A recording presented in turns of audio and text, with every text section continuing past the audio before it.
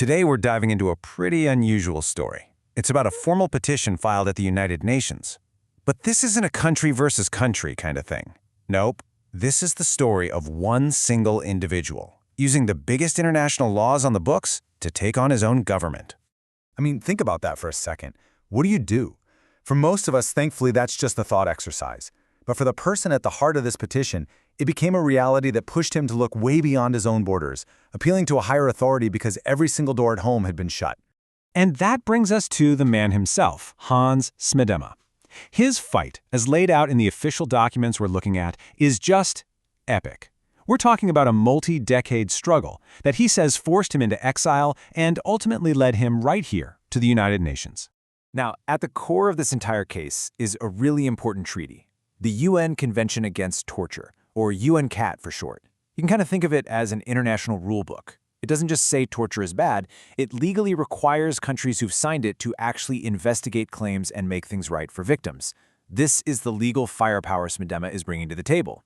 So let's get the players straight. On one side, you have the petitioner, Hans Smedema, and on the other, the respondent, the Kingdom of the Netherlands. And that date you see, November 19th, 2025, that's when the official complaint landed at the UN, and the clock officially started ticking on this whole process. All right, let's get into the real substance of the petition. The allegations here are massive, spanning nearly 50 years, and the document breaks them all down into two very distinct and, frankly, very disturbing phases. So here's how the timeline is laid out. The first chunk of time, from 1972 all the way to 2000, covers what the petition calls the foundational crimes.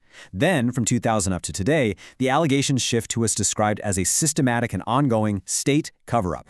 Now, the claims in Phase 1 are incredibly severe. The petition alleges things like secret electroshock treatments, drug-facilitated abuse that led to forced infertility, and even so-called mind control sessions. And here's a crucial part. It alleges that all of this was protected by a 1973 royal decree, which is a kind of law that comes directly from the monarch and could, theoretically, shield these actions from any legal challenge. And then the story takes a turn. In Phase 2, the petition claims that when Smedema's memories of these events came back, the state didn't investigate. Instead, it allegedly launched what he calls a campaign of institutional gaslighting. This included using a psychiatric diagnosis to discredit him and, he claims, even fraudulently canceling his legal insurance to basically cut him off at the knees financially. So this all brings up a huge question, right? Why go to the UN? Why not the Dutch courts? Well, the petition's entire argument for why the UN should even hear the case is built on one simple idea. There was nowhere else to go. This quote, pulled directly from the submission, is the absolute legal cornerstone of his whole argument. See, he's not just saying he tried and failed. He's arguing the system itself was broken on purpose, that the state actively boarded up every single pathway to justice. So how does he back that up? Well, the first pillar is the claim that he couldn't even find a lawyer. The document uses this French term, a cordon sanitaire, which means like a sanitary quarantine, arguing that an invisible barrier is put up around his case, leading hundreds of lawyers to refuse to represent him for over 2 decades. The second pillar of his argument takes aim at law enforcement, and this is a very specific claim, that back in 2004, the Ministry of Justice told the police not to create a procès verbal. Now, that's the official police report you absolutely need to start an investigation. No report, no investigation, period. It's a dead end from the start. And the third pillar alleges a total judicial blockade. The petition says that when he tried to bring his complaint to the Court of Appeal in the Ministry of Justice, he was just flatly rejected. No witnesses were called, no real response to the substance of his claims, just doors shut. So, with every path at home supposedly blocked, the petition pivots to international law.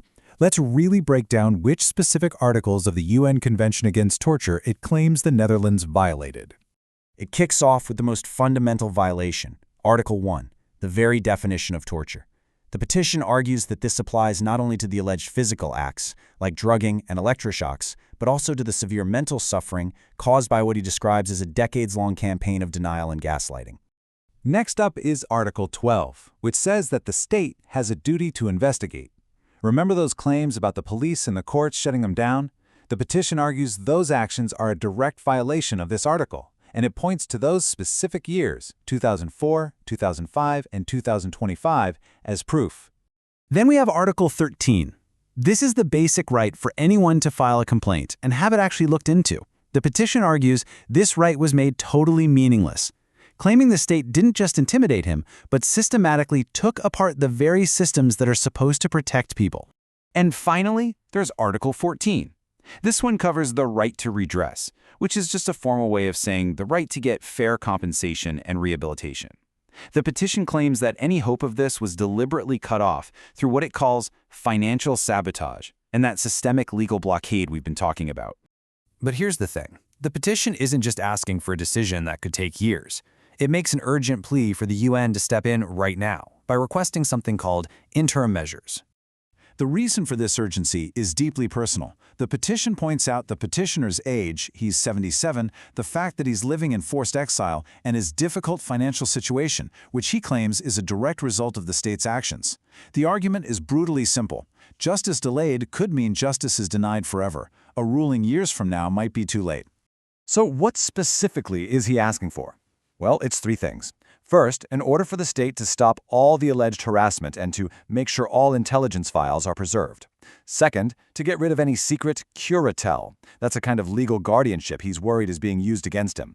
And third, to set up an independent legal aid fund so he can finally get past that cordon sanitaire and hire a lawyer.